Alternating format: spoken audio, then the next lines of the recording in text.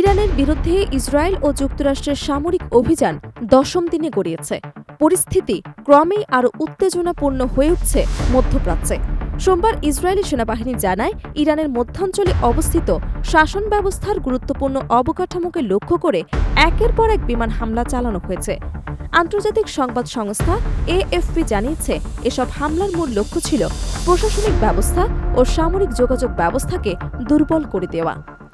ইরানের নতুন সর্বোচ্চ নেতা নিয়োগের পর এই প্রথমবারের মতো বড় ধরনের হামলার ঘোষণা দেয় ইসরায়েল। একই সময়ে লেবাননে ইরান সমর্থিত সশস্ত্র গোষ্ঠী হিজবুল্লাহর অবস্থানেও হামলা চালানোর খবর প্রকাশ করে ইসরায়েলি বাহিনী। এতে করে সংঘাতের বিস্তার নিয়ে নতুন করে উদ্বেগ দেখা দিয়েছে আন্তর্জাতিক মহলে।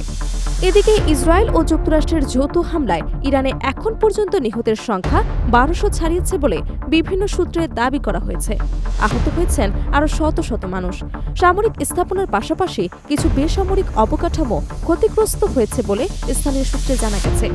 পরিস্থিতি আরও জটিল করে তুলেছে মার্কিন প্রেসিডেন্ট ডোনাল্ড ট্রাম্প। তিনি হুঁশিয়ারি দিয়ে বলেছেন, ইরান যদি নিঃশর্ত আত্মসমর্পণ না করে তাহলে সামরিক অভিযান অব্যাহত থাকবে। ফলে মধ্যপ্রাচ্যে বড় ধরনের যুদ্ধের আশঙ্কা ক্রমেই বাড়ছে।